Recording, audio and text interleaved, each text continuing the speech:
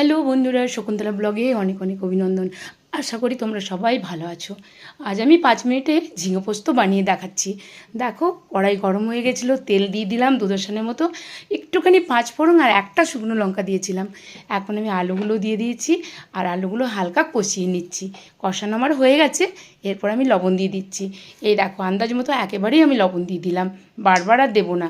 এর সাথে ঝিঙে কেটে রেখেছি, আলাদা করে ধুয়ে রেখেছি। এখন আমি কষানো হয়ে গেল আলুটা, এরপর আমি ঝিঙে দিয়ে দিলাম। ঝিঙে দিয়ে আলু দিয়ে একটুখানি হালকা কষিয়ে নিতে হবে, বেশি ফ্রাই করা চলবে না। বেশি ফ্রাই করলে ঝিঙে পোস্তর স্বাদটাই নষ্ট হয়ে যাবে। তার জন্য পোস্ত বানানোর সময় সবসময় না হালকাই ফ্রাই করতে হবে, হালকা কষিয়ে নিতে হবে। এই দেখো, 5 মিনিটের মতো নাড়াচাড়া করে নিলাম।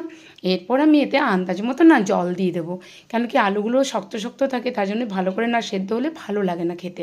তো দেখো, আন্দাজ মতো জল দিয়ে ঢাকা দিয়ে দিলাম, একটা চাপা ঢাকা। এরপর আমি